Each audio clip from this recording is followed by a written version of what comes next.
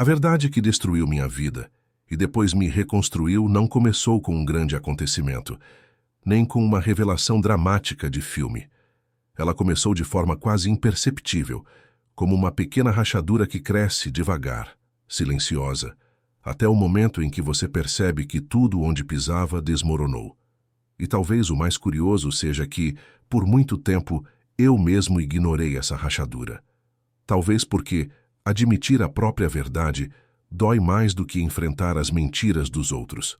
Ou talvez porque, no fundo, a gente sempre acredita que dá para empurrar a realidade mais um pouquinho, até que ela finalmente explode. E quando explodiu no meu caso, não sobrou nada além de mim. E isso, ironicamente, acabou sendo a maior sorte que eu já tive na vida. Lembro exatamente do momento em que percebi que minha vida não era minha. Eu vivia dentro de uma estrutura que eu mesmo construí, mas que não me pertencia. Era como morar numa casa bonita, bem decorada, cheia de elogios de fora, mas onde cada parede tinha o cheiro de mofo que você finge que não sente.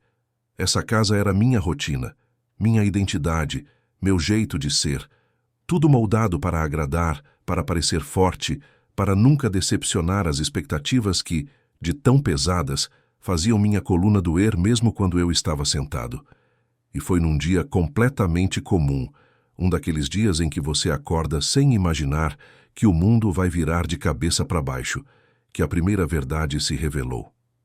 Eu estava sozinho, dirigindo, quando senti algo que nunca tinha sentido antes. Não era tristeza, não era raiva.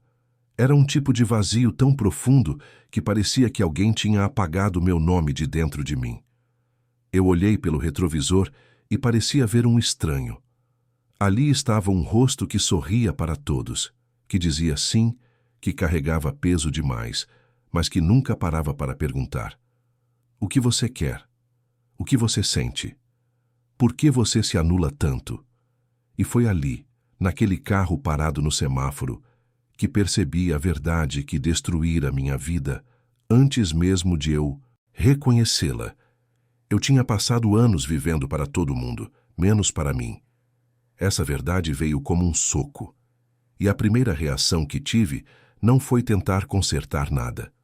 Foi fugir, porque encarar isso significava admitir que tudo que eu tinha construído, carreira, relacionamentos, sonhos que não eram meus, precisava ser revisado do zero.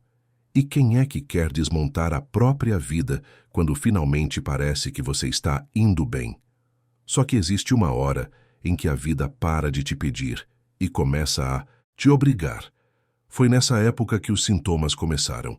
Eu não dormia direito, acordava cansado, esquecia coisas simples, me irritava com o que antes nem me afetava. Pessoas diziam que era estresse e eu fingia que acreditava porque era mais fácil culpar o excesso de trabalho do que admitir que o problema era o excesso de silêncio que eu mantinha dentro de mim. Eu guardava tudo. Engolia tudo, me anulava em tudo, para manter qualquer coisa funcionando, menos eu. A destruição começou de verdade, quando alguém muito próximo, alguém que eu admirava, olhou para mim e disse: "Você não é feliz." E está gritante. Foi como se uma porta que eu mantinha trancada há anos tivesse sido arrombada. Porque ouvir uma verdade que você tenta esconder até de si mesmo é doloroso, quase insuportável. Eu tentei negar, tentei me justificar, tentei fugir como sempre, mas havia algo diferente naquele momento. Eu estava cansado demais para continuar mentindo. E o cansaço é curioso. Ele não destrói apenas o corpo, ele destrói as barreiras que você coloca entre você e sua própria verdade. Foi então que comecei a desmontar minha vida peça por peça. Primeiro, os comportamentos automáticos. Depois, as relações que existiam só pela obrigação. Depois, os sonhos emprestados que eu carregava como se fossem meus. É estranho como, quando você começa a encarar a verdade, cada detalhe do passado ganha um novo significado. Coisas que antes pareciam normais, agora pareciam absurdas. Situações que eu aceitava calado se tornaram intoleráveis. E foi aí que a dor começou de verdade, porque não existe transformação sem perda. Perdi pessoas, perdi vínculos, perdi hábitos, Perdi a versão de mim mesmo que eu achava que precisava manter para ser aceito. Mas o ponto mais profundo da destruição não foi perder os outros, foi me perder. Era como se eu estivesse andando em terra estrangeira dentro da minha própria mente. Eu me perguntava quem eu era sem todas aquelas máscaras, o que eu realmente gostava, qual era o meu propósito, por que eu tinha medo de decepcionar tanto. E cada resposta vinha com o peso de anos de negligência emocional. A verdade que destrói é sempre a mesma. Você abandonou a si mesmo. E não existe ferida que machuque mais do que essa.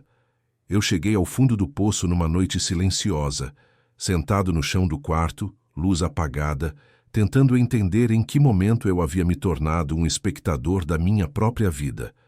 A sensação não era de tristeza profunda, era de ausência, como se eu tivesse evaporado. E foi ali, nesse vazio absoluto, que percebi outra verdade, tão difícil quanto a primeira. Reconstruir não depende de força, depende de sinceridade. Não era sobre ser forte o suficiente para sair dessa. Era sobre ser honesto o suficiente para admitir que eu precisava começar outra vez. E quando eu finalmente admiti isso para mim mesmo, algo dentro de mim mudou. Não foi mágico, não foi rápido, mas foi real. Eu comecei a falar, a dizer não, a colocar limite, a buscar ajuda, a questionar aquilo que eu fazia por obrigação e aquilo que eu realmente queria. E no começo a reconstrução parecia mais destruidora do que a destruição em si. Porque quando você começa a escolher por si, pessoas se afastam. Quando você se coloca como prioridade, alguns te julgam. Quando você muda sua antiga versão, tenta te puxar de volta. Mas continuei. Um passo de cada vez, um dia de cada vez. E é impressionante como certas pequenas decisões mudam tudo. O primeiro não que eu disse com convicção. O primeiro limite que estabeleci sem culpa. A primeira conversa em que eu disse exatamente o que sentia. Esses momentos formaram os primeiros tijolos da minha nova vida. E talvez por isso, hoje, eu consiga ver que a verdade que destrói também é a verdade que liberta. Porque ela arranca tudo o que é falso, forçado ou vazio, até que só reste o essencial: você. Com o tempo, comecei a recuperar a energia, a vontade, o brilho que eu nem lembrava que tinha. Descobri paixões novas, fortaleci relações verdadeiras, abandonei aquelas baseadas em conveniência ou medo. Descobri que eu não precisava ser perfeito, nem forte o tempo todo. Eu só precisava ser honesto. E percebi que a vida se torna muito mais leve quando você se permite existir da forma mais simples e real possível.